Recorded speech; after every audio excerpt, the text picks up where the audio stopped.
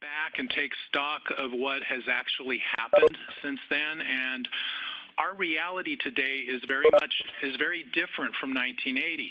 There are granted a number of things that are still the same or seem very similar, but I think if you look at this picture, there's some big changes have happened since 1980, and if we reflect on water, there have been big changes that have happened since 1980.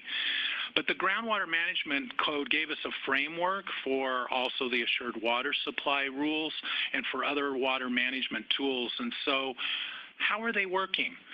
What could we do better? What issues have we still not addressed, and what dilemmas today are we facing that we need to grapple with so that we can be in a better position 40 years in the future, 40 years from now? So that's what this committee is about. It's an opportunity for us to be able to reflect on the last 40 years of the great, what I would call the great Arizona water experiment, and consider what do we need to do to ensure that we have water for future generations going forward. So we do that because we know that water is important. But why is it important? Why do we manage it? Why do we take the time to be here this afternoon and to make some hard choices about resources? Well, the answer is that water is necessary, obviously, to maintain our life here in the desert. Without water, water is needed for people to live here and to thrive. Water is needed to be able to grow food. Water is needed for businesses and industries to produce for our economy. We can't have an environment that is protective of our health and well-being without water. So we regulate and manage the use of this resource because of the importance to every facet of our life. So the overarching goal for the Groundwater Management Act is actually written in statute. And it is still, 40 years later, I believe it still drives why we're here today. And that is to protect and stabilize the general economy and welfare of this state and its citizens. And it is therefore necessary to conserve, protect, and allocate the use of the groundwater resources of the state and to provide a framework for comprehensive management and regulation to use groundwater in the state. So ultimately, the reason we're here is so that we can continue to protect and stabilize the economy and the welfare of the state's citizens. So the goal for this committee is to try to identify challenges in the AMAs and to identify potential solutions. We want to identify those problems and agree on them before we try to come up with solutions. We believe that we will be much more successful in developing solutions if we've already agreed what the problems are or what challenges or shortcomings we need to be working on.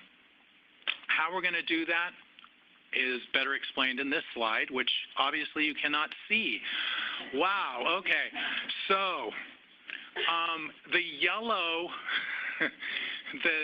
the yellow box says compile, and what that means is we want to as a roadmap, what we want to do is first work on compiling a list of challenges and issues, shortcomings, areas that we're dealing with in the AMAs.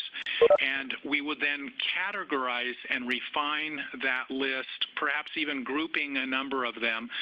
And then this will give us a better idea or an inventory of the problems that we are facing in the AMAs.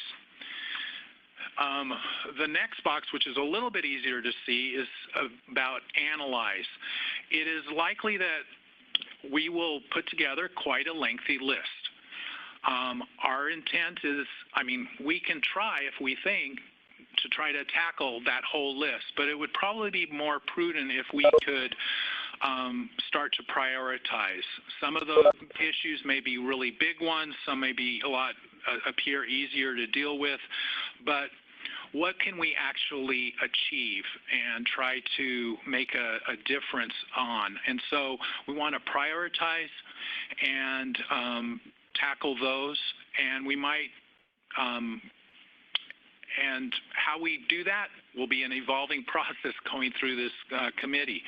But once we prioritize the issues that we want to tackle, we will then want to make sure that we have the data behind it. We want to make sure that we can be able to communicate and explain this to the Governor's Water Council. And so we want to make sure that we've analyzed and really collected the data to say these are the problems that we agree on need to be worked,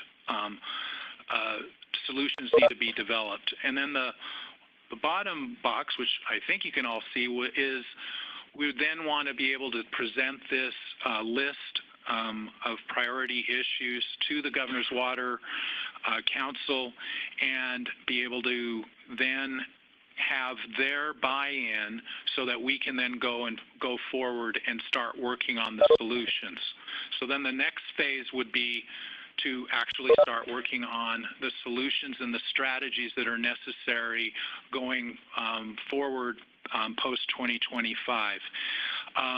Those solutions we are open to looking at what are the best regulatory goals for each of the AMAs and the necessary frameworks for tackling the challenges that we have inherited, or identified, inherited to. But anyway, so that's kind of the roadmap. We've been asked by more than one, so we thought it'd be good to have a slide in here to answer the question, what is the scope of this post-2025 committee? What's in our scope is to look at AMA water challenges and to look at them post-2025. So as we know, I'll back up. So what's out of the scope is we're not looking at issues outside of the AMAs. There's another committee looking at that. DWR is working rapidly on the fourth management plan and on putting together drafting for the fifth management plan. Those are in statute, how the fourth management and fifth management plan are to go forward. It's already listed in statute. That's a process that's moving, that will move separate from this. However, with that said, we do anticipate that there will be some of the issues that will be raised as the fifth management plan are being developed may be very similar to some of the issues that we identify in this committee. And right now we're looking at, well, which ones need to be addressed before 2025, and then which ones fall under really can wait until 2025 and after. So that's kind of explaining the scope. So really appreciate those of you that have stepped forward. We also appreciate all of you that are in the audience and anyone else that joins us at future meetings, because we're in this all together. And we really need you to be willing to work hard to help develop solutions to ensure that the AMAs are managed well moving forward. So, and we believe that each of us will play an important part in contributing to this effort. We believe that we're starting from an agreed place that sound water management is critical to our future economy and welfare, as stated in the goal of the Groundwater Management Act. And so we're operating that on the belief that that's why you are all here.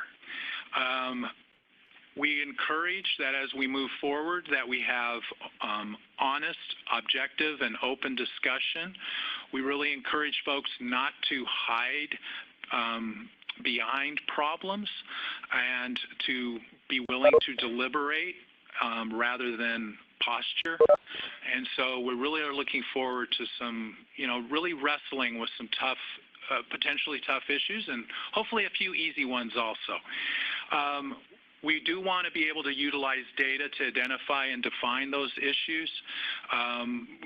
we believe that, again, this goes back to if we can have consensus on what the issues are, what the shortcomings and challenges are, that it will be so much better for us to be able to try to reach agreement on and for solutions.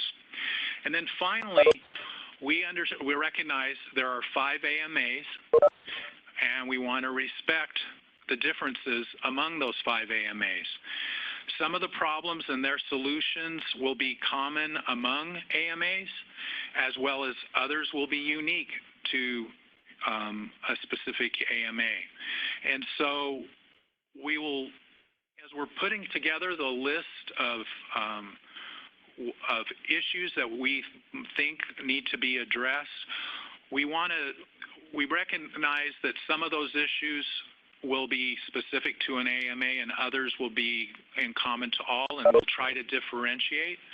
I think we kind of have the idea that it would be easier to start off tackling issues or prioritizing those that are in common among the AMAs, but we also want to make sure that we're starting even from the beginning of differentiating and pointing out ones that may be unique to 1 or 2 specific AMAs.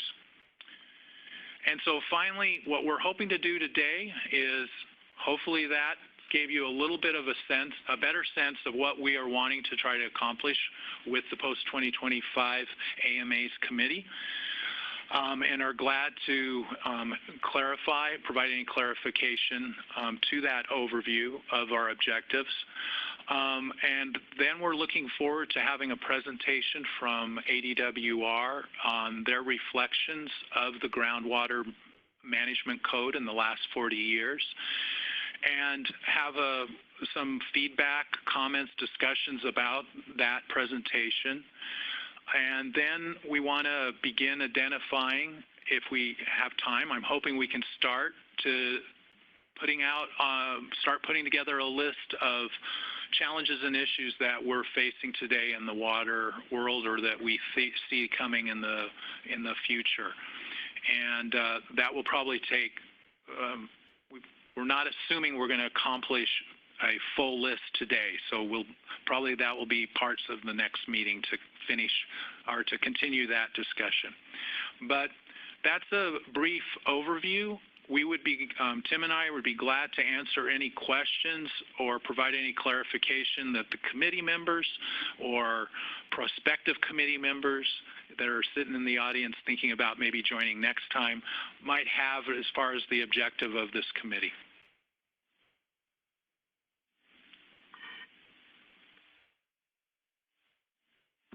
Warren, if I may ask a question. So certainly it's really important that we find common goals among the AMAs.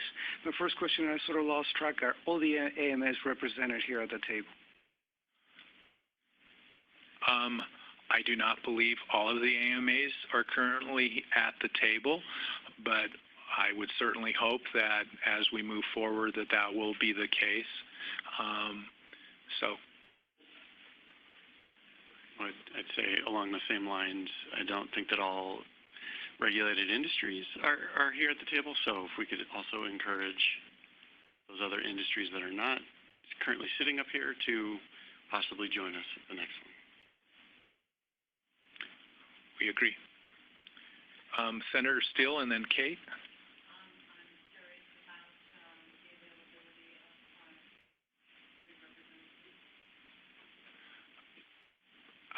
As if they feel that they have a role with the AMAs to play, then certainly they are welcome. We have said this is an open committee to whoever would like to, as long as they're willing to work on it. Kate? Would local, like city people, the city water departments notify of this committee? Were local city water departments that participate actively in the AMAs, were they notified of this committee? So what we did was committee was appointed by the Governor's Water Augmentation, Innovation, Conservation Council, or better known as just the Governor's Water Council. And what the Department of Water Resources did was send out information about this out.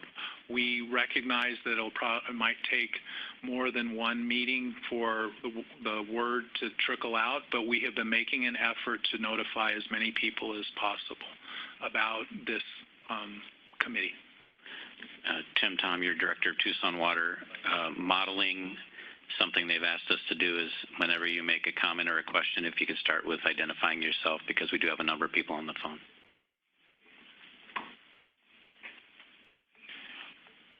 Warren Tenney, any other questions?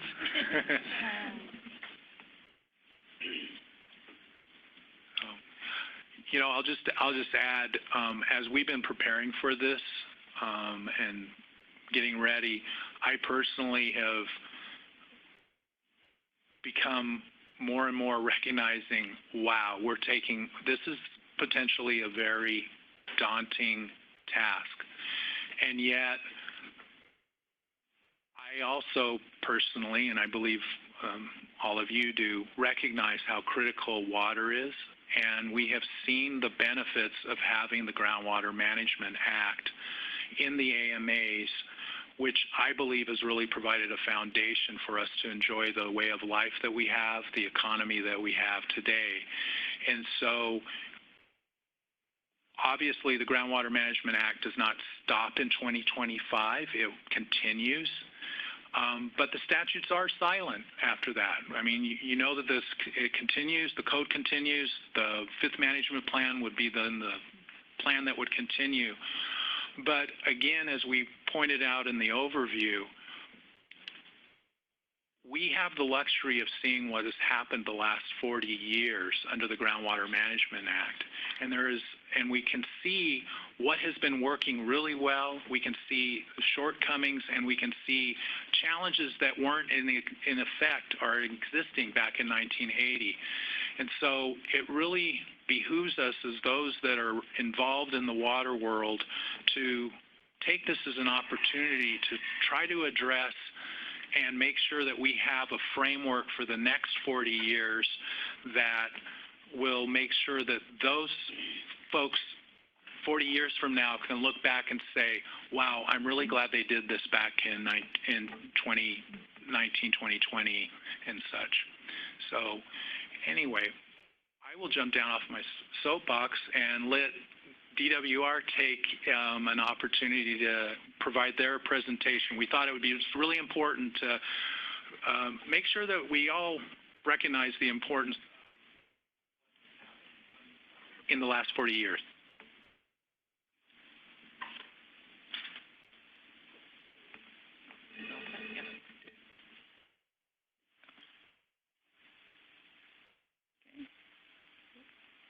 All right, we're good to go.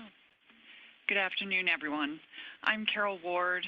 I and my team lead up the effort to facilitate the Governor's Water Council and its committees plural, and now coming into subcommittees even. So it's a pleasure to be here this afternoon and speak with you. I and Natalie Mast, who is manager for the management plans, will be running through, as Warren said, some information about the Groundwater Management Act and its related programs and what has been accomplished over the course of the last 40 years. So we're going to reflect back so that we have a common context as we begin this process of looking forward beyond 2025. This is a big topic, and we can't possibly do it justice in a brief presentation. We'll hit some highlights and pull out some things to think about. And I'm going to ask you to bear with us. Many of you could give you this presentation in your sleep, but this is intended to be an inclusive process. And there may be some here today who aren't nearly as familiar as others with water management. And it's important that we lay out some background and some basics today. So what we're going to touch on, the water management challenge that Arizona was facing in 1980, the strategies to address that challenge, how those strategies have evolved over time, some impacts and benefits of those strategies, and some insight on where we are today.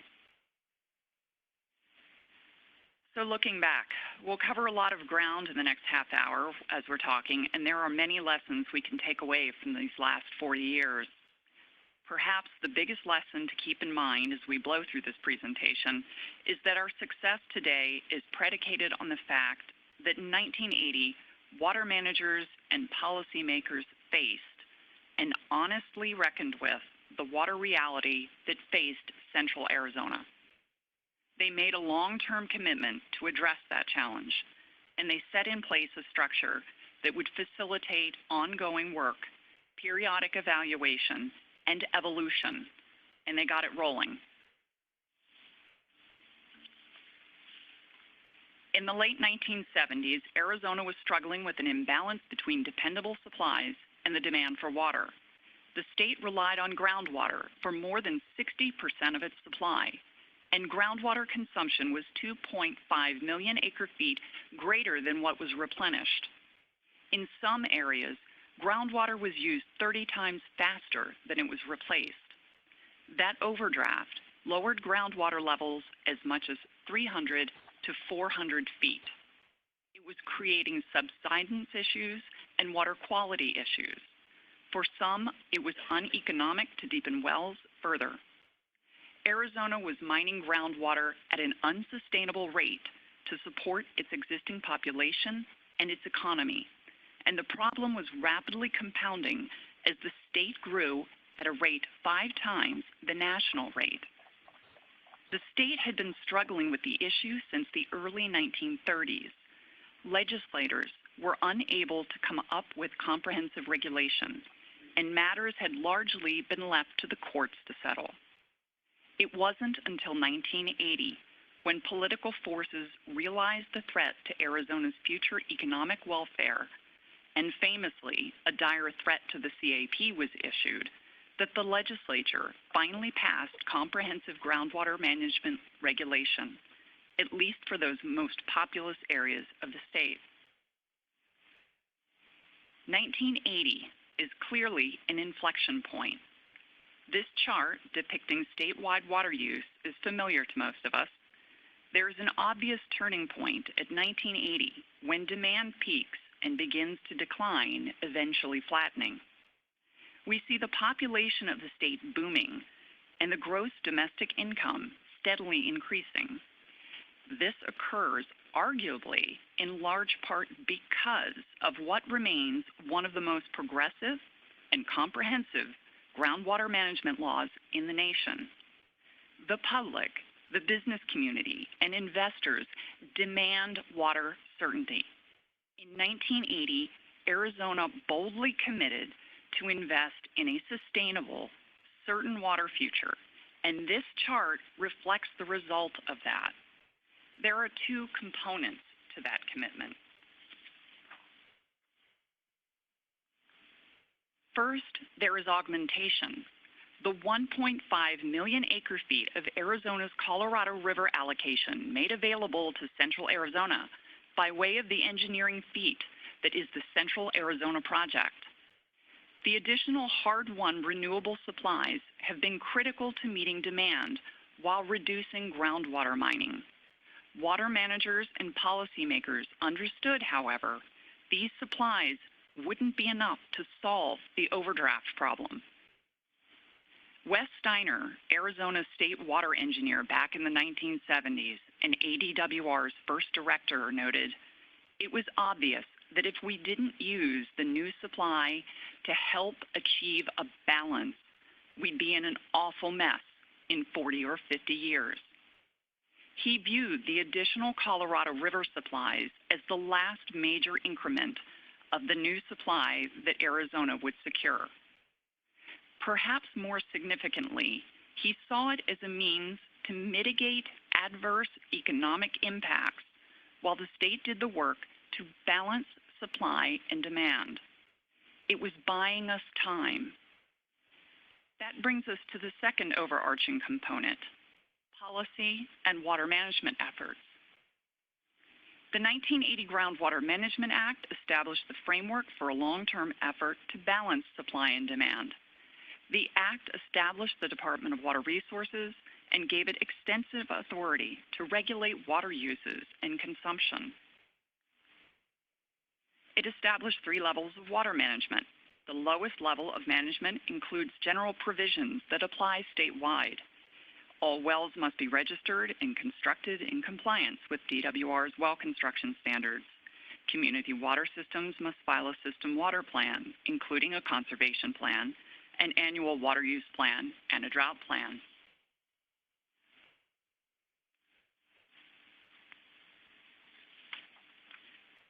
There are consumer protection provisions.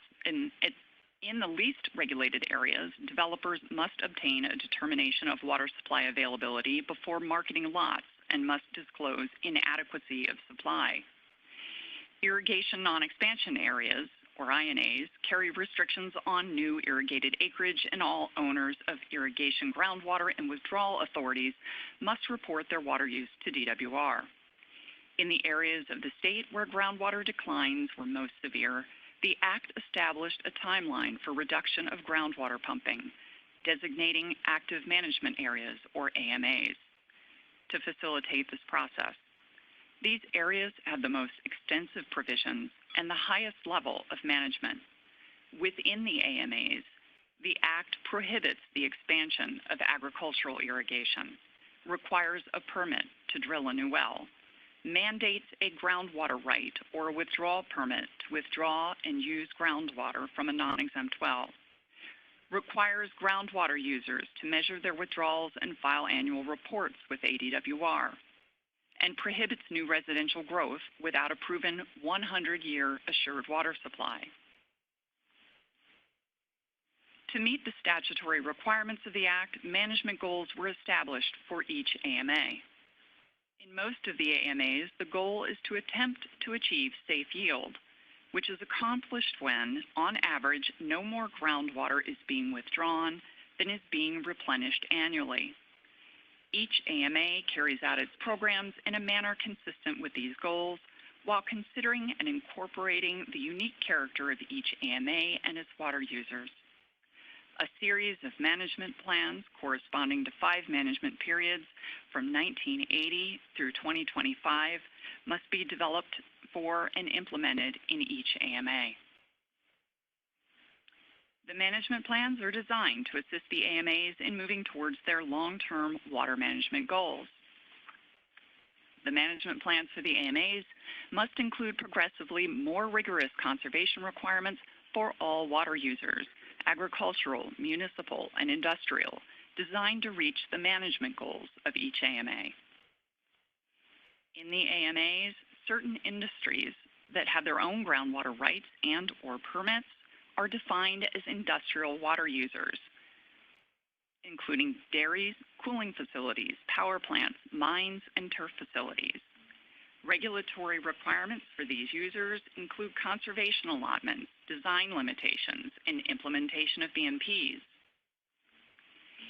Irrigated agriculture cannot be expanded beyond acreage irrigated during the late 1970s. Each irrigated grandfather right is assigned a maximum annual groundwater allotment or is enrolled in a BMP program. Irrigation system distribution losses are not to exceed 10%. Large municipal providers are required to meter all connections and limit distribution system losses to no more than 10%. Small providers must limit their system losses to 15%. The conservation requirements for municipal water users are based on reductions in per capita use or appropriate conservation measures. There was tremendous concern that the conservation mandates would spell economic hardship and backlash for all the water users. But there was time and staff and process dedicated to the development and implementation of the plans. Stakeholder input was a critical component of those plans. The plans could evolve, and they did, and there were decades over which to accomplish the work. Water use efficiency across the sectors has improved substantially, as you saw on the chart in the beginning of the presentation. Looking at just the municipal sector quickly, projections in the first management plan were based on a planned 6% reduction in municipal GPCD. We don't have the figures compiled all the way back to the first reporting period, but from 2000 to 2017 alone, large municipal provider GPCD decreased by 16%.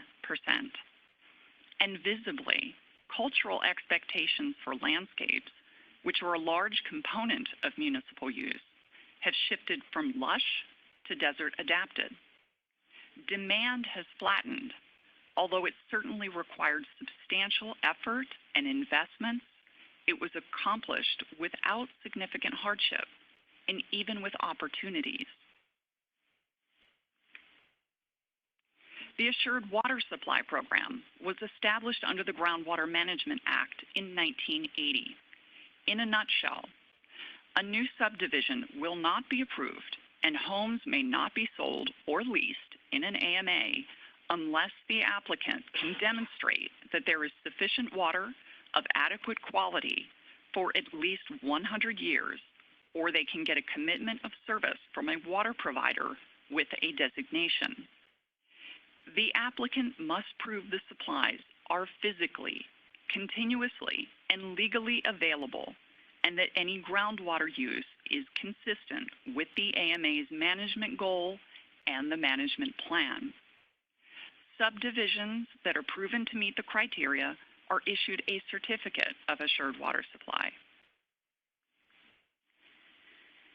In many cases, a water provider will choose to demonstrate an assured water supply, which allows them to then service the subdivisions in their designated service area. A designation of assured water supply requires that pre-existing as well as committed and projected demands are met with renewable supplies. Inside the AMAs, more than 80% of the population is served by designated providers, the highest level of consumer protection under the Assured Water Supply Program. The impact of the Assured Water Supply requirement is profound.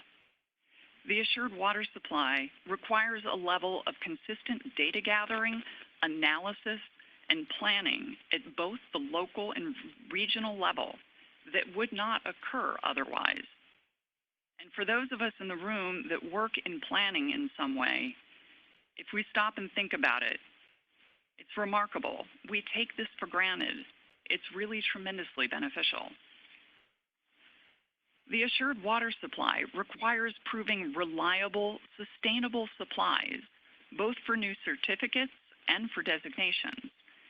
This is a hard test, and designations ensure ongoing evaluation, planning, and adaptation to meet coming challenges. If there is insufficient supply, additional supplies must be acquired or demands must be reduced. It is worth noting that this program has evolved since 1980. In 1988, the state proposed the Assured Water Supply rules to require demonstration of an assured water supply based primarily on the use of renewable supplies to protect limited groundwater supplies, but it met with opposition. A compromise was developed to create a mechanism that would allow recognition of the use of renewable supplies through replenishment. In 1993, the legislature created a groundwater replenishment authority to be operated by the Central Arizona Water Conservation District throughout the three-county service area. This is commonly referred to as the Central Arizona Groundwater Replenishment District. The CAGRD provides a mechanism for landowners and water providers to prove consistency with the management goals as part of their effort to demonstrate an assured water supply through replenishment of groundwater pumping. This enabled the Assured Water Supply rules to move forward in 1995, requiring replenishment with renewable supplies or extinguishment credits. In 1986, the Arizona legislature established the Underground Water Storage and Recovery Program to allow the storage of surplus water supplies stored underground to be recovered at a later time for use by the party storing it. The 1994 Underground Water Storage Savings and Replenishment Act further defined the recharge program. The program includes water supplies that are stored underground or released into natural stream channels to recharge the aquifer, as well as farms or irrigation districts that use a renewable water supply instead of groundwater that would have otherwise been pumped. Artificial recharge is an important tool in managing water supplies efficiently, ensuring supplies for future use, and meeting the goals of the management plans. Since 1994, underground storage facilities, or USFs, have proliferated in the Phoenix AMA, as you can see from this animation. Recharge, as a management tool, has steadily increased in popularity. There are 50 total underground storage facilities in the Phoenix AMA. It is difficult to see from a distance, but facilities here are symbolized as constructed, squares, or managed, indicated in lines, active status, hollow or filled, and by water type in colors, and by annual permitted volume, by size. Recharge permits are required for any activity in the state where there is an intent to recharge an aquifer or the aquifer is actually being recharged. This figure breaks down permits, underground storage facilities, groundwater savings facilities, and recovery wells by AMAs. There are a total of 361 water storage permits. When eligible water is stored underground for more than 1 year, long-term storage credits may be issued. These credits can be recovered in the future to be used for various reasons, including establishing an assured water supply or fulfilling replenishment obligations. In 1996, the Arizona Water Banking Authority was established to store excess Central Arizona Project water to create long-term storage credits to mitigate the effects of future Colorado River shortages on municipal and industrial water users and provide groundwater management benefits. Its responsibilities were later expanded to include assisting the state in the settlement of Indian water rights claims and assisting both California and Nevada through interstate banking arrangements. Since inception, the Banking Authority has accrued 4.26 million acre-feet of long-term storage credits. Since 1990, a cumulative 11.62 million long-term storage credits, or 11 million acre-feet of water, have been accumulated across the AMAs. Most have been earned in the Phoenix AMA. More than half of all long-term storage credits are earned at groundwater savings facilities. By far, the majority of water stored has been CAP water. Arizona has long been at the forefront of effluent reuse, but in 1980, reuse was still fairly limited. The laws, rules, and management plans in place since 1980 have been absolutely instrumental in encouraging its use and acceptance. Today, 95% of wastewater generated in the Phoenix, Pinal, and Tucson AMAs is reclaimed to serve beneficial uses.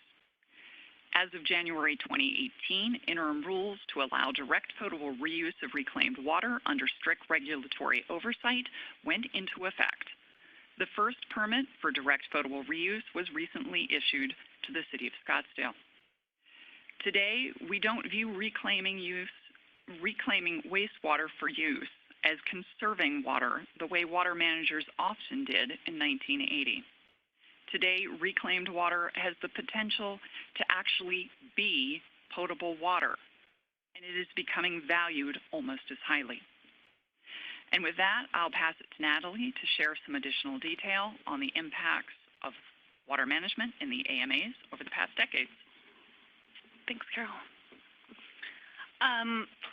Thank you for having me today. My name is Natalie Mast. As Carol said earlier, I am the program manager working on the AMA management plans here at ADWR. So Carol has covered much of the history and the framework of water management in the AMAs. What I'm going to be doing is taking it one layer deeper and kind of focusing on how those policies are reflected in the data. So Carol already talked about this chart showing how our water management policies have been successful in this state. But what this doesn't show us is differences between inside and outside the AMAs or differences across the AMAs. So what you can sort of see here, sorry for, I know it's a little hard to see this chart. So I'm looking for the pointer, sorry about that. So the green line on top, this is zoomed in a little bit, so rather than being the full time period, we're looking at 1991 through 2017. So that green line on top is looking at total water use statewide. These gold bars are population with the two different shades. The darker shade on the bottom indicates population inside the AMAs. The lighter shade on top indicates population outside the AMAs. And then kind of in the background, you see this dark blue. There's actually another shade in there that you definitely can't see here, so sorry about that. So there's supposed to be two shades of blue kind of in the background indicating groundwater and other sources of water inside the AMAs. So what you can see here is that the total statewide population has grown, with populations inside and outside the AMAs actually growing at about the same rate, which was something that was a little bit surprising to me, at least. So that proportion of about 80% of our population being inside the AMAs has stayed the same over the last, about the same over the last 25 years or so. Total AMA water use is just over what you can't actually see on this chart. Total AMA water use is just over half of statewide water use, with about 80% of that population living inside the AMAs. And both statewide and inside the AMAs, water use has actually been pretty flat over those last 25 years, with this dark blue water on the bottom. You can see that that's groundwater use. So even groundwater use inside the AMAs has been pretty flat over that time period, despite that pretty significant population growth over time. So a little bit further into the details, we'll kind of use Tucson and the Tucson and Prescott AMAs as a case study here, comparing the two. So the two had similar policies in place over time, but different effects of those policies because of kind of the specifics, the particularities of those AMAs. So on this chart, you can see what we're looking at here is water demand. So the orange on the bottom is municipal, gray is industrial, the kind of pink is tribal water demands, and the green is agricultural. And then the orange line that you can see on top is population growth over time. So Tucson and Prescott both, you can see that total use is pretty flat over time. But what you see in Tucson is that the split between the sectors is also pretty flat, where in Prescott you see a decrease in agricultural use over time and an increase in municipal use over time. Here again, so this is that same comparison, but looking at supply rather than demand. So the yellow on the bottom is groundwater, red is Colorado River water, blue is surface water, and the purple on top is reclaimed water. So again, you can see that the general trend is that total water use is relatively flat, but in the Tucson AMA, groundwater use declined over time very significantly as Colorado River water became an available supply in that AMA, where in the Prescott AMA, Colorado River water wasn't available to that AMA, and so their groundwater use kind of tracked with the other types of water and stayed pretty level over time. So the impacts of this can be seen in the safe yield analysis for these AMAs. So what we're looking at here, these top bars on top are outflows when it comes to safe yield. The blue bars on bottom are the inflows on safe yield. So the safe yield calculation kind of has two sides to it, the pluses and the minuses, if you will. So inflows being what's going into the aquifer, your natural recharge, that sort of thing. Outflows being things like groundwater pumping. So where those two things balance is the amount of overdraft that you might have in a given year. So what you can see in the example of Tucson is that they started out kind of averaging with a significant amount of overdraft, but over time, with following that decrease in groundwater pumping, have come relatively close to a safe yield condition. This is the only AMA where ADWR has felt pretty comfortable saying Tucson is probably at or near safe yield in recent years. And when we compare this to Prescott, you can see that the inflow side of this is much more inconsistent, much more unpredictable, so despite the outflows being pretty consistent over time, what you see with this unpredictability in the inflows is that they've stayed in a state of overdraft in that particular AMA. So that's you.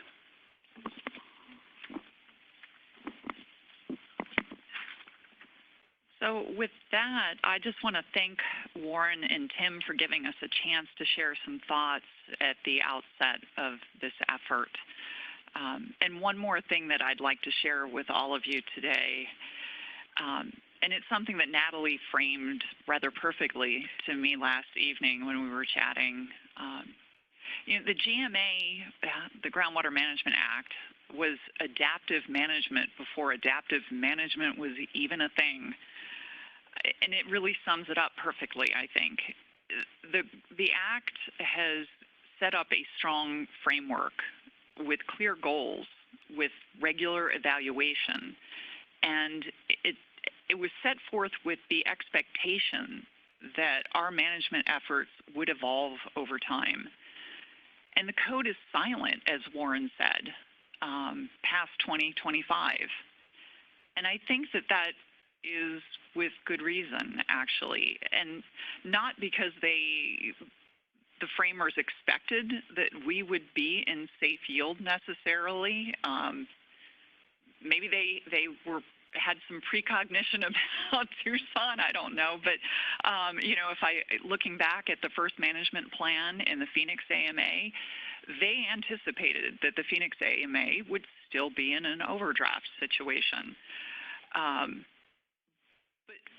They knew that the future would not look like the past and that we would have our own set of challenges to face.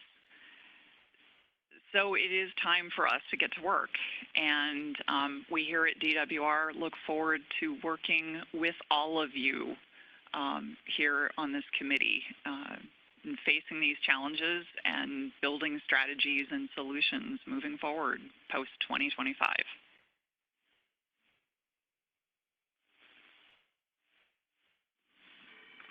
Thank you very much.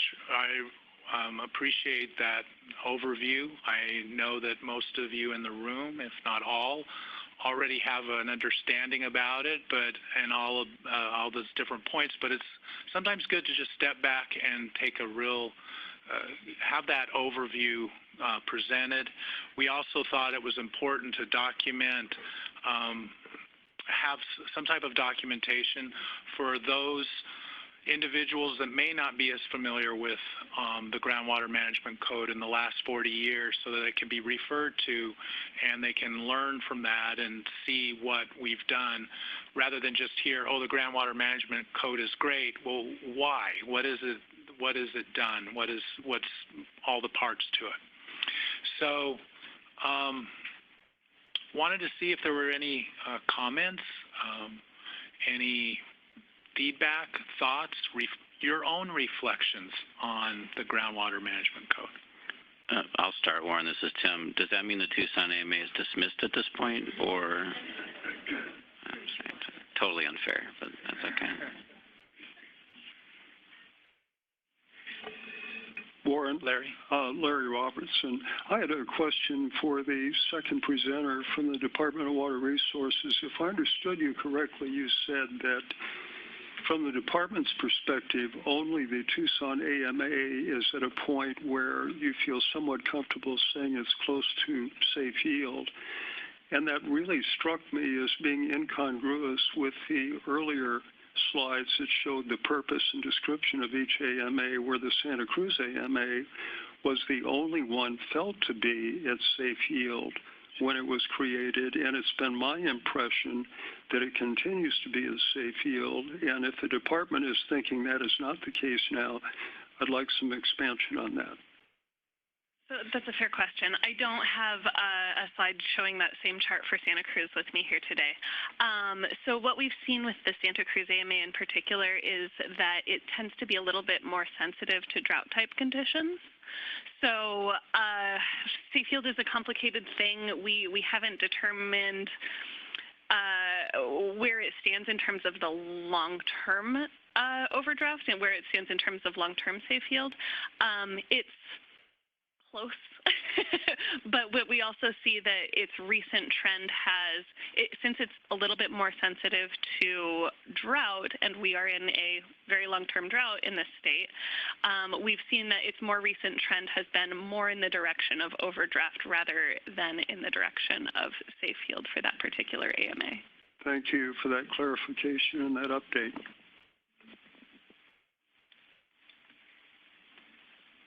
Natalie, this question is for you. I just was wondering about the history of the decision-making process that went into exempting wells that pumped below 30 gallons a minute, so that some are exempt and some aren't. 'Cause with population growth, that makes a huge difference in water levels. I don't know that I'm exactly the correct person to answer that question. I know that particular classification was written into the statute. The original in 1980, or was that later on? Do you know? I believe it was in the original statute. 1980. Yeah. Thank you.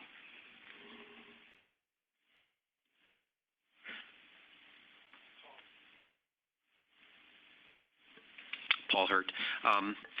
I understand that a lot of the progress that we've made in keeping overall water consumption flat in the Phoenix AMA and the Tucson AMA, particularly the Phoenix AMA, has been based largely on the retirement of agricultural water and its conversion to urban uses.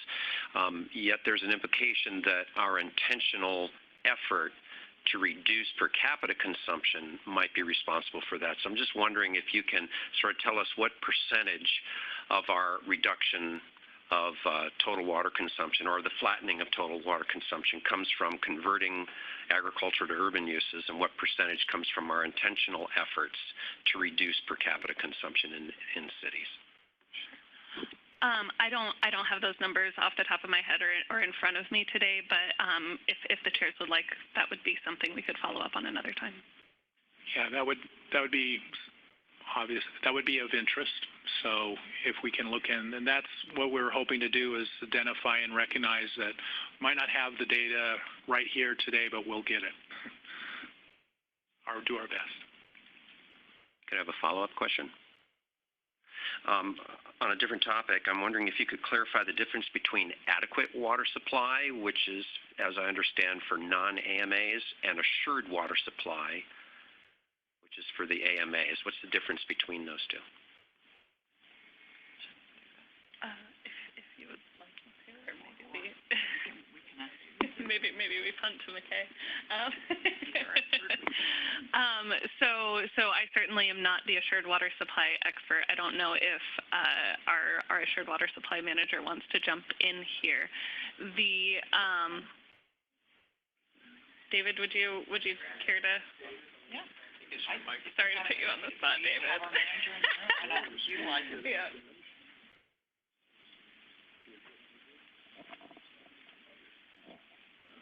Would you mind repeating the question for him?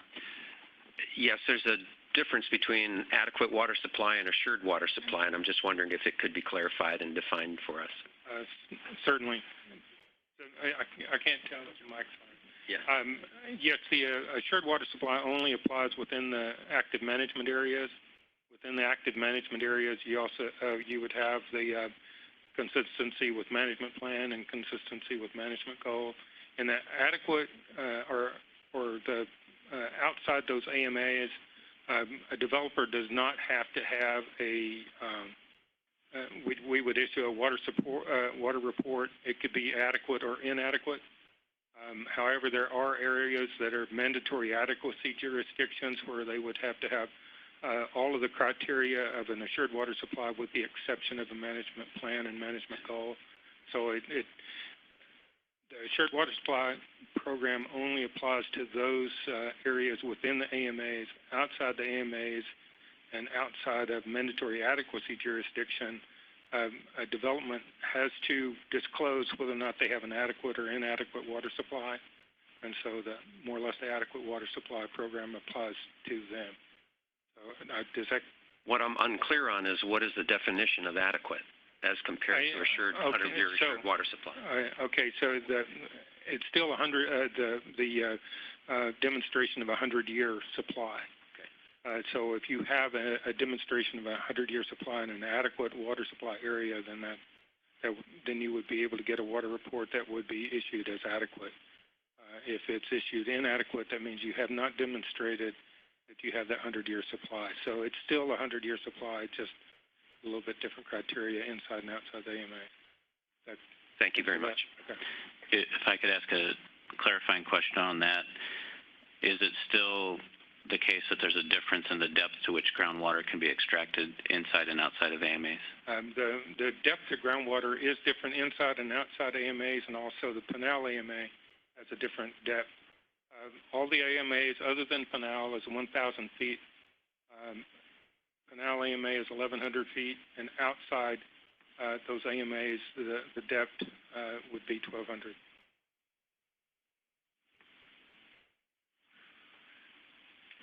Thank you. Eric. So just following up on one of Paul's comments there, the reduction in water use in Arizona, sometimes we assume that it's all because we've urbanized agricultural lands, and it might be helpful for us to tell one of the successes of the Groundwater Management Act if we kind of differentiated among different users. On the municipal side, there's, for better or worse, the GPCD calculations, and we could probably show how those have changed over time. For turf industries, there's probably data available to show the reduction in water use per acre of golf course or cemeteries of some sort. Hard data to get, but I bet the industries would have something similar. And on the similar note, gallons per acres for agricultural lands, because we know that they have had conservation programs as well, and I'm sure that they would be willing to celebrate their successes over time that have come from the Groundwater Management Act to help tell those stories a little bit better. I see frowns, so I'm not sure if those are easily accessible, but might be worth trying to dig out. There may be some pieces of that data that we could provide. Some pieces of it may be of better quality than others. And that may be, as we move into challenges and issues or shortcomings, is to recognize or to acknowledge where could we do better with data, of both collecting data as well as then housing it and processing it. So, and I would just the reason for that kind of the request is because we don't want our conservation programs in Arizona to be considered retirement of agricultural land as our way forward, and it hasn't been that way, and we need to be able to say it hasn't been that way because of these other things. So I think that data would be helpful. David in the audience. David Snyder, Pinal GOAC.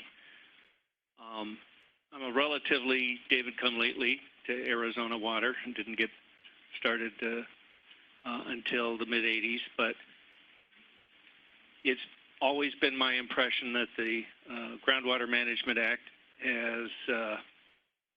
was an incredible effort and has a lot of viable and vital consequence to Arizona's water resources and water resource policy. There are a couple of observations that do come to me. The conservation element has been the primary focus, And certainly that's been an important element to how we have been managing our water in both the AMAs and the non-AMA areas. However, there is an element that I think was short-sold in that GMAC, and that is efficiency. I know that a number of the sectors, agriculture in particular, has been incredibly active in conservation measures. It's a matter of economy for them. And so they're doing their very best to make that happen, and they've been successful. But the efficiencies haven't really been stressed, and despite the initial goal of the Groundwater Management Act as an augmentation effort, it seems to me that only until recently have we come to realize that augmentation is an ongoing concern, and it's certainly one of the biggest things that confronts the state of Arizona, regardless of where you live, and that needs to be part of that post-2025 effort.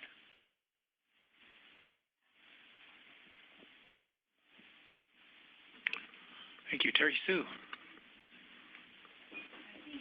One thing that was said so far that I really appreciate, Warren, something that you said, which is you called it, I wrote this down, that you called it the Great Arizona Water Experience or Experiment. Experiment. And that really resonated for me out of everything that's been said so far. And since we're all talking about our age, so when I was 22 years old, I came to work for the Department of Water Resources as an intern. And I think Pam and I are about the same age. I think we came to the department at the same time. And Pam's worked here virtually the entire time. And it's really easy to reminisce because back then we were all young. Everything was new, never been done before. I mean, it was a great first job. It was really a great first job. And it was an act that had this miraculous birth, almost like surreal birth. And even to the point of where no one was allowed to make any changes as it went through the legislative process. I mean, can you even imagine, right? Well, then by the time we hit the second management plan, we knew so much more, right? And we had all these computers. And I can remember we used to share computers. Remember in the AMA, we had one computer and we fought over who got to use the computer. Now you could probably do an entire model on your phone, right? So many things changed. And one of the things that changed was that we were allowed to change the groundwater code. And over time, there have been a lot of good changes, and there have been a lot of not so good changes. And I would argue that there's also not a lot of clarity. Some of the goals are not very clear. And in my career, I've worked primarily in the Phoenix AMA, and on May 6th, I moved down into the Pinal AMA. And I can tell you that there is not a lot of clarity about that particular goal. In fact, I would argue that there isn't a single person who can tell me what that goal even means. And so while the safe yield goal may seem to be very clear, I think that the goal in the Pinal AMA is not anywhere near as clear. The other thing is that as we've gotten smarter and our models have gotten bigger, I think one of the things we forget about was that the CAP, believe it or not, was built on engineering when it had no computers.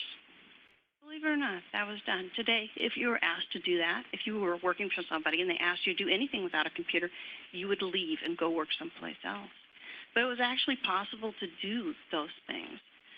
And in some ways, I feel like all of this technology, all of these computers and models have, in a way, made us not as smart as we were 40 years ago. And we have created these complicated structures that not one person in this room really understands. There was a time when there were people in this industry who really understood the whole picture. There is no one in this business today who understands the whole picture. And as much as I could reminisce about the groundwater code, how much fun we had, and all these people that were so great and bigger than life, it's time for us to take off the tinted glasses and look at really where we're at. And from what I can tell, and I've only been working for Arizona Water Company since May, but from what I can tell, the regulatory environment in the Pinal AMA has destabilized, has actually destabilized to the point of where people are finding workarounds, to the point of where people are unsure about what they can or cannot do, which is leading to an inability to make decisions about land that they may or may not buy, may or may not develop. And the economic epicenter of the state of Arizona is moving into Pinal County. And if they cannot make reasonable business decisions, the entire state is going to suffer.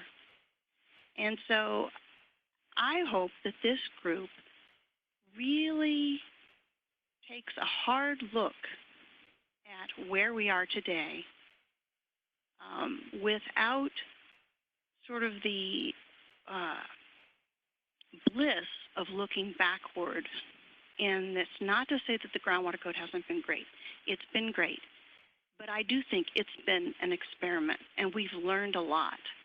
And we need to now be more practical and realistic about what we can and can't do. And I hope that this group is able to accomplish that. Thank you, Terry Sue. Any other comments in regards to the reflecting on the groundwater management code or the presentation from ADWR?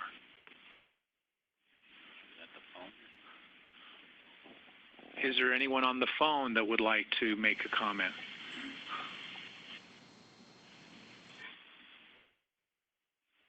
Just a minute, let me unmute them first.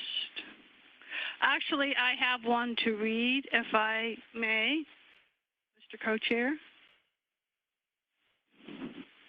This is from Leslie Grazer. I'm probably mispronouncing her name. I apologize. For this effort, some items to consider. Number one, need to relook at AAWS now and how it can work better with existing and possible future, meaning post-2025 statutes. Number two, similar to identifying the Groundwater Management Act was an adaptive management plan. We should look towards integrative management that works with a particular area's strengths in order to accomplish aquifer water balances, and possibly making up some overdraft. Number three, look at our scientific abilities to further improve our understandings of water and aquifer storage. That's it. Very good. That kind of helps provide a segue, I think, into talking about some of the challenges that we want to start identifying that we think, what could we do better? What are the issues that we're facing today, what we see are going to be facing in 2025? How can we improve and make better? One thing, though, before we jump there, Tim and I were talking before the meeting, and I think it's real important to note that with the Groundwater Management Code, we provided a lot of consumer protection. We provided assurance for homeowners that with the code, we improved property rights because they had, especially if you're in assured water supply designation, you had water, you knew your water was going to be there. It also provided protection for well owners, and knowing that in the AMAs that someone else's well isn't intentionally going to deplete your well, that's being factored in there. Tim, I don't know if you want to, but I think I think it's important to remember that a lot of what was desired to achieve with the groundwater management code was to protect the residents, to protect consumers, to protect them. And so I think that's important as we move forward to think, okay, how do we continue to do that going forward? Kate, I spurred a thought. Thank you. No, you did spur me on. Thank you. I was interested in hearing what you said about protecting well owners' rights, and I wanted to really pat Tucson on the back because it was great to look at your water models to know that the Groundwater Act is really positively impacting other areas. In the Prescott AMA, when it comes to protecting well owners, one of the things I'd like to look at is the effect of excluding wells that pump less than 30 gallons a minute, because since 1980 in the Prescott AMA, we have over 101,000 people. Over 36,000 of those people are dependent on wells for water. That's over a third of the population. But those wells are exempt wells. So as the water table lowers, these well owners' wells are running out of water, yet the city of Prescott has a lot of credits because they don't have to include the exempt wells. And they're going out and building more subdivisions, which is just running the water table lower and lower because you're not including exempt wells. And they're also using credits that they, for the Big Chino Water Ranch, that they haven't tapped into that water yet, but they're using the credits to build new subdivisions, and they're actually looking at selling their water to subdivisions that haven't been built yet that are outside the city of Prescott. And that's not doing anything for a third of the Prescott AMA's population that's dependent on well water. So what we would like to do is, are we able to keep a list? We're going to start putting kind of a list together. So we will note exempt wells as an issue. Certainly it is, understand the concern in the Prescott AMA. And as we talk about it with the Prescott AMA, I've got a sneaking idea that there'll be some issues regarding exempt wells that apply in other AMAs also. So I think, so we'll make sure that exempt wells is on the list. And again, we're welcoming all items. You know, we're going to put them all up there, and then we'll try to process through it, and then we can work as a committee to decide how we can then tackle them. But for right now, please share any ideas that any issues that you would like to see put on the list. Warren, I'd just like to reflect on one of the ones that came up from Terry Sue, is basically the uncertainty. Uncertainty should certainly be on the list. There's regulatory uncertainty, investment uncertainty. So I just want to make sure that gets captured before we dive in too far.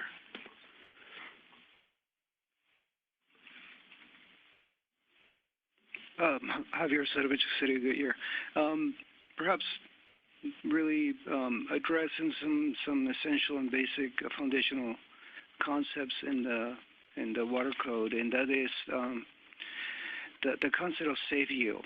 It's obviously proved to be a challenge, and congratulations to the Tucson AMA for meeting those goals. But you know, looking at realistically at where we are and what's ahead of us, and understanding how realistic that is, and perhaps reviewing what our goals should be, and how could we achieve them other than just through what was developed in 1980. No, I think that's a really good point, and I'm sure we will get to that. I think one of the things, just to note, it'll be a lot easier to figure out what our goals should be if we've identified and agree on what the challenges are that we need to then set goals for. But yeah, we will, you know, we are open and willing to look at what makes sense for regulatory framework moving forward, or the goals for regulatory framework moving forward. One of the thoughts on my mind has been flexibility, ability to respond quickly to changing water resource situations, and that kind of gets back to that stabilizing the economy. The groundwater code has a lot of set programs that move along in a set pattern every year, but what if we need to respond quickly to changing supply situations? So looking at flexibility. Could you help us just understand a little more of what you're thinking? Like, give maybe a specific example, whether it's real or not. I'm thinking of some AMAs rely on surface water supplies more heavily, non-Colorado River water surface water supplies more heavily than others. How do they bridge that gap? How do they plan for that? How do we adjust for that? David. Yeah.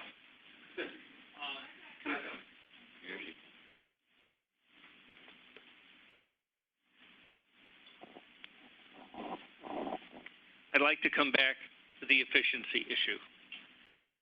And in my mind, it's efficiencies for the department, and I'm thinking of the certificates of assured and adequate water supply. I'm thinking about the analyses of assured and adequate water supply. I'm thinking about the water sectors, the water provider sector, the water user sector, and efficiencies, looking at those things, because those things matter. It's not just how well are you conserving, it's how are you doing the best possible way to do that. And those are slightly different things. And I think that's critical for beyond 2025.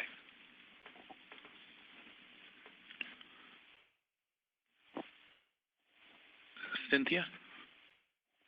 Now that it's been raised twice, I think that even if we keep everything that's already in the code going beyond 2025, I think it bears looking at the number of exemptions that are in the Groundwater Management Act that apply to certain sectors that don't report their water use or their efficiencies or their conservation in a numeric way.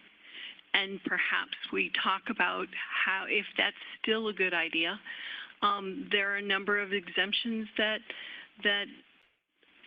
other sectors have been given and shared at the beginning of the Groundwater Management Act. It's kind of a cushion. And I don't know if those are still good ideas today, if we should reconsider those. It just seems as if, when you look at ADWR's statements about safe yield and where we are in safe yield, and what I know as cities, what cities are doing in the AMAs in terms of tracking to the acre foot what they take out versus what they put back. It's incongruous to me as to why we're still having a problem. I'm not doubting we are. I'm not doubting the data, but I'm asking the question of, should we relook at, have we strapped ourselves with so many exemptions that we were never going to achieve that goal? Thank you, Cynthia. I'm going to put my Tucson AMA GUAC hat on for a second and talk about Introduce yourself. Tim Tomier. Thanks, Warren. To your point, we talked about the Tucson AMA basically bouncing around at safe yield, which is great. The municipal sector in the Tucson AMA, and I'm just going to make up a number, but it's probably close enough, is probably net 40,000 acre feet per year of water into the aquifer, as whatever the opposite of safe yield is, but we're putting in 40,000 acre feet per more water into the aquifer than we're taking out, and yet we're balanced at safe yield, which means somebody else is taking 40,000 acre feet per year out of the aquifer more than they're putting in. So it is safe yield on the burden on the back of the municipal sector. I'll take my hat back off on joining you as co-chair once again. So, no, that's great pointing out that maybe looking at exemptions, looking at the different exemptions, what they are, what were their purpose for originally, and then discuss how are they something that applies in 2025, all of that. So that's good. As a reminder, please introduce yourself when you start, just so that and this is Warren Tenney, so that those that are online know who's speaking. They're quite concerned to know who are saying these radical ideas. So, next, Eric. Oh, thanks for introducing me. Eric Brown. Oh, yes, excellent. I think to continue along that conversation, to know where we stand in individual categories, we've got different conservation programs for different industry types, and to maybe nuance safe yield among those different industry types will help us figure out what we actually need to do going forward. If there are others who are drafting off of your amazing recharge of additional water into the aquifer, is there a way for us to decrease the drag that they have? And I think that we have we rise and fall as an AMA, of course, but how effective we are in rising is probably based on how effective each industry is. And so I think we should maybe consider looking at that going forward as a management technique. Thank you. Pam Muse. Thanks, Warren. Along that same vein, we do have tremendous amounts of data, more than we had in 1980. I don't want to underplay the amount of data that we have. However, one of the difficulties that I think that we're facing is it's very difficult to say what specifically has been successful and what have been the most successful things, because we've been doing so many things simultaneously.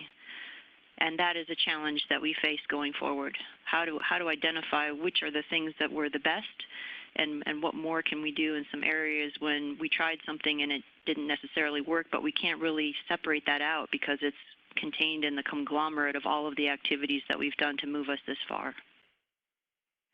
Thanks, Pam. This is Tim. That reflects on the conversation Warren and I were having right before the meeting as well. As you know, we have a number of successful conservation programs, but we have a very disparate amount of how much analysis gone into the individual elements of those and across different, sectors. So that's a good one.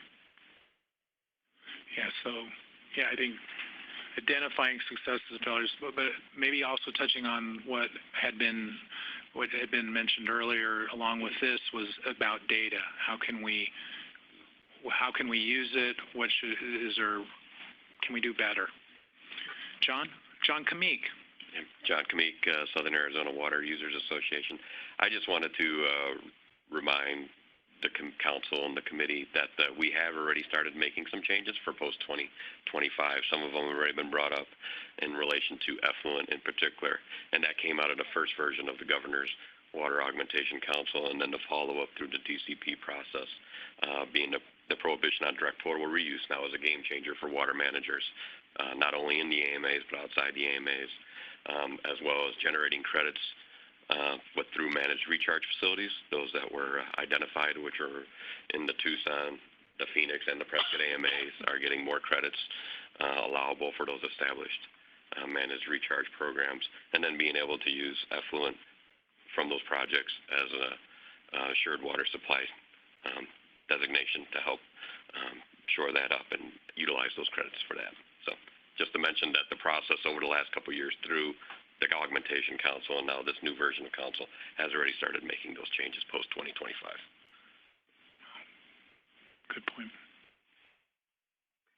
Other comments or ideas? Tim, and then Larry, and then Paul, I think. Okay. This is Tim. I was concerned it might dry up for a moment, so I was going to go poke a bunch of bears. Oh, do. Okay. So one suggestion would be for all of us to look at There was a process 2 years ago, the governor's plenary groups, which we all remember very fondly. But there was a groundwater committee formed as part of that, and there were a number of issues put on the table that got tabled. And some good ideas, some terrible ideas, but probably some things that, just a refresher of what those things were and what conversations were occurring 2 years ago might spark some ideas with regard to going forward, because from my opinion as a participant, as a guest of Tucson Electric Power, because I was not appointed to the plenary as a water provider, but that's okay. There were a lot of good conversations that led to, there was no outcome, there was no satisfaction out of that, but there was some really good ideas there that I think we should at least bring forward too. So, Larry? Yep. Excuse me, Larry Robertson. I've got a question for the co-chairs, and it's in the nature of what I think is a challenge for this committee moving forward. And that is, what sort of staffing resource is the committee going to have? We've been identifying a lot of challenges that are going to require information for us to digest. And the reason I pose it is because of my own experience. In the mid-1960s, I served on the Department Arizona Water Banking Authority Study Commission. And then in 2001, I was on the Governor's Groundwater Management Commission. The reason we were able to do the things we did was because of the terrific staffing support we had out of the department. On the Water Banking Authority Committee, Rita Pearson was the chairman at that time, and so she had direct access to the department staff. And the co-chair in the Groundwater Commission in the 2000-2001 period were Jack Feaster from the Salt River Project and John Mawhinney, former Arizona senator. And because of people like Jim Hallway and Sandy Fabritz, who did an incredible job of taking ideas that we would put down on the board like this one day and turn them around into specific language and backup information overnight or within days, we were able to do it. Warren, you identified earlier a presentation goal of December of 2020. That's roughly 14 months off. If we're going to hit that goal, this staffing to support what this committee is going to be working on is going to be critical. So I raise that as a process challenge, if you will. Thank you, Larry, for overwhelming us. But we understand that, and we are glad that we have terrific support from the department's staff. But we also acknowledge that the ADWR staff is also working on a fourth management plan, a fifth management plan, a non-AMA groundwater committee, a desalination committee, long-term water augmentation committee, and this. And we thought we needed to put a date out there as a target. That is our goal. Luckily, the name of this committee is Post-2025, so we have a few years, but we don't really want to wait that long. And that was in part why we said we really are looking forward to committee members who will help roll up their sleeves and work, because we may, while we will be relying on DWR staff, we may need also assistance from all of you around the table to be able to move things forward. We will see as we go. It'll probably evolve, but it's a good point, and I really appreciate it being made, and it's something that we will tackle together. Paul, I think you had a comment. Yeah, Paul Hurt. In terms of challenges up there, I would request under the second bullet item where you mention uncertainty, which I think is critically important. We're making decisions under uncertainty, and that's difficult, and that requires adaptive management, as was pointed out earlier. But one of the things that we have uncertainty about that's important is we have an uncertain supply and demand, that thousands and thousands of exempt wells is part of our uncertainty about demand. And climate change and changing river flows in the Colorado River are part of our uncertainty about supply. And that brings me to my a second suggestion about challenges that we face. Much of the progress we've made in achieving the GMA goals has been based on the arrival and use of CAP water. And we're standing a couple of years away from the first shortage declaration when the CAP will lose 512,000 acre-feet, almost a third of the total flow. And we've already seen what's proposed in Pinal County when CAP water is no longer available is we go back to pumping groundwater. And so I don't think we can really talk about groundwater management without also talking about its integration with surface water supplies and the potential risk to some of our CAP water. So that challenge, I think, ought to be on our list, even if there's a desire to avoid talking about surface water. And then finally, I would add at the end, one of our challenges is reining in CAGRID. I think we've got a tremendously excessive amount of enrollment in CAGRID that was never imagined in 1993 when it was authorized, and it's going to be an ongoing problem in the future if we don't talk about the role of CAGRID and at what point we begin to talk about restricting enrollment in CAGRID. Okay. I think while we're focused on groundwater, one of the key parts of the groundwater management or code was then the assured water supply rules, which has the requirement of trying to be on a renewable supply. So I think your point about Colorado River or a quote-unquote renewable supplies is something that we need to talk about in the whole context of assured water supply rules and how that works going forward. So welcome that point. And welcome other points that anyone else would like to offer. Terry Sue. So one of the things I'd like us to think a little bit about is the use of regional tools to make very localized decisions. So we have these amazing regional tools like the CAGRD, like the water bank, these groundwater models that we put together. But what we have a tendency to do is take and use them to, push a pin into a wall. And it just seems like we're not necessarily using our regional tools properly. So like if we're going to just put a little nail in the wall, you just need a little tiny hammer. You don't need, a steamroller, for example. So I feel like we need to understand better the purpose of these regional tools and how we should be applying them within the regulatory structure. Does that make any sense?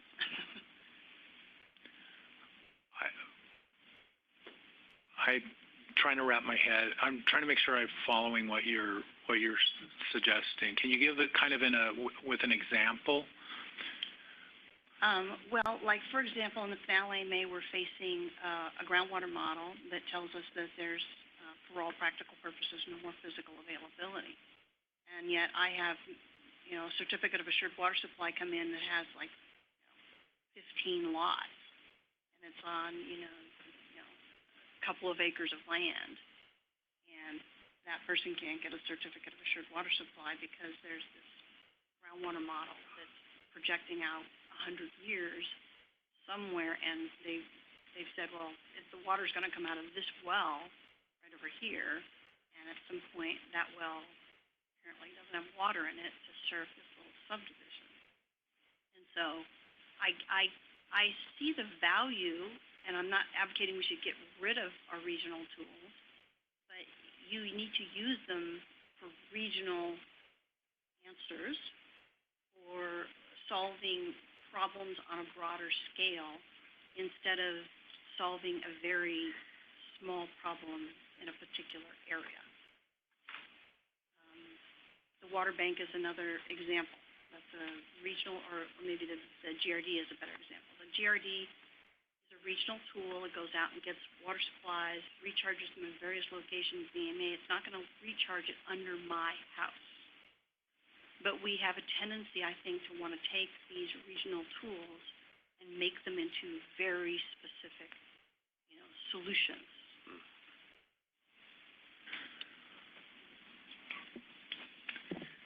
Any other comments? Yes, it looks like we have one that's been called in or emailed. Cynthia? Yes, actually two. This one from Leslie Grazer as a challenge to add to the list. AMAs without CAP or funding to pay for another supply to offset groundwater pumping.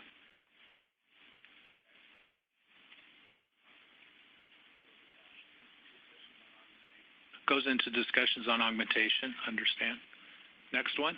Well, and this is about augmentation as well. John Munderloh, focus on developing new water supplies for the state. I might refer him and everyone else to the recently released long-term water augmentation options for Arizona report from that committee with that same name. Yes. Yeah, I'm not. Well, we welcome all suggestions. I'm not sure we want to take on trying to find water supplies for everyone, but it's certainly augmentation is an issue when we're talking about these the groundwater management code. Sarah. I think we're going to have to figure out how to deal with the augmentation discussion and also have the post-2025 AMA discussion, or it will keep dogging us. So we have to figure out a way to either not have it and have a discussion that makes sense to the people who are asking for that discussion, or have a track where that discussion is happening, because this is what we went through with the long-term water augmentation. We kept asking, what are we here to do? And we spent probably half of our 5 years of meeting on that question of what are we talking about here. What I heard from the presentation is that the 5 management plans were designed to basically have a ratcheting of increased discipline phase after phase after phase, so that in the words of Wes Steiner, we could balance demand with supply even when we're getting a great big new supply like the CAP. And I hope that with knowing that we have to have the augmentation discussion, and it's a more urgent discussion in some places than others, I hope that the post-2025 AMA discussion here in this room can be primarily about how to continue that process of what are our opportunities to be finding a balance between demand and supply, the supplies that we have, and where can we go from here? How can we have more discipline across sectors, better data? What are the missed opportunities? What can we do to be even better for the next 4 or 5 management plans? Thank you, Sarah. Haley? Thank you. Haley Paul with Audubon. Could we open up perhaps the conversation about future groundwater recharge in streams and rivers within the AMAs? Tucson got some awesome things to happen for them, but I feel like we're missing some opportunities to benefit the environment and get utilities the recharge that they need. So just wondering if we could add that to the list. Okay. Haley Paul and Paul. Oh, yeah, one more. Following up on and underscoring what Sarah Porter mentioned, our strategies in the GMA are a mix of supply-side strategies and demand management strategies. And I think that we should acknowledge that there's a bit of a challenge in aggressively implementing demand management strategies. There's a resistance to people being told how much water they can consume, and it's been one of the reasons that our management plans have not been effectively implemented over most of their period of time. They're treated, in the law it says that they're mandatory, but they're treated more as voluntary. And municipalities, for example, get credit for trying to improve conservation and efficiency rather than getting credit for accomplishing that conservation and efficiency. And so I think one of the challenges that we face is getting buy-in from everybody involved that we need to, now that there's no more CAP available, now that there's no more SRP available, now we're not going to bring icebergs down from Alaska, melt them in San Diego, and ship them here, that we really need to aggressively embrace demand management strategies, and that's not been our forte over the last 30 years, and I think that's a challenge. It's a cultural challenge. Well, I think we could certainly have a conversation, and it might be good at some point to also have a discussion about, more specific about the conservation programs and the efforts. Is there room for improvement? I certainly agree with you that there is. I think, though, that a number of the cities would be also saying, hey, we have made a number of significant improvements in response to the groundwater management code. So I think it's a good thing to have on everything is a good thing to have on the list for us to have future conversation about. So if Terry Sue, and then we'll kind of start wrapping it up, because I want to make sure everyone's, that we don't go past 2 hours. So I'm going to tag a little bit with David about the efficiency issue, and I feel like the demand management is about efficiency. It's not about eliminating uses. You know, you can have, we're building quality of life. We're trying to build quality of life in our communities, and so, you know, we want to have nice, beautiful communities. We don't want to waste water on the types of uses that we choose. We want to use our water efficiently. But that being said, in the Pinal AMA, and again, I haven't been down there that long, but I'm going to just say that we could reduce the GPCD of Pinal AMA down to 10 GPCD. It would not even be a rounding error in the model. And so, at some point, water conservation and efficiency isn't going to get us where we need to be. It might in an AMA when you're flush with water, when you've got a lot of renewable supplies, but when in an AMA like Pinal AMA, where there's maybe a whopping 30,000 acre-feet of CAP water, conservation is never going to get us where we need to go. And I'm not saying we shouldn't be efficient. We should. Whatever source we use, we should be efficient. But we need something more than ratchet it down. And we appreciate the different thoughts and opinions. This is obviously where we want to move forward, where we can have more of the conversation and discussing. This gets back to sort of the data analysis, looking at how, you know, what are the issues that, can we get an agreement on those different issues? And I certainly agree there is no silver bullet, and as I've heard before, silver bullets usually sink anyway. So certainly appreciate everyone's comments here today. I wouldn't mind adding one thing to the list. I know in the Phoenix AMA, yes, I'm going to be daring and add something, and that would be, you know, the Phoenix AMA is geographically a very large area, and there's a number of basins, and sometimes it would be, I think questions have been risen over time. Is there something, would we benefit if we were able to focus strategically on an aquifer to protect it? And so having a discussion about strategic aquifer protection or sub-area basins and how those are managed in there could be a fun discussion. We are certainly appreciate all of your attendance, being here. Appreciate those of you that were willing to come up to the table, and we do welcome others that would like to roll up their sleeves and would be committed committee members. Please leave a blue card, your blue card, so that we know that you have done that. And anyone else, if you could then let DWR through Zachary know what your interest on the committee, or let Tim and I know. And the next meeting we have scheduled is December 9th.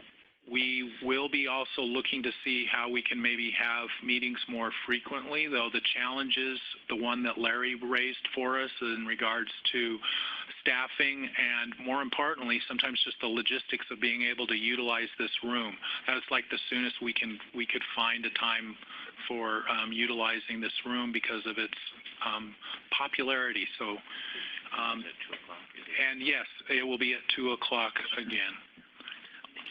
on December 9th there.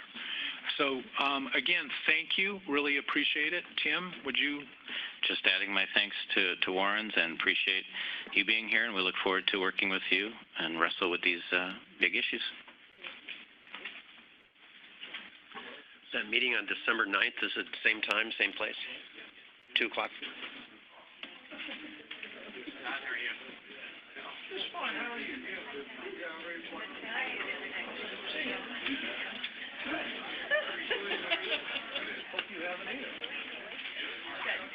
First day back was Monday. I'm surviving. Yeah. Packages are still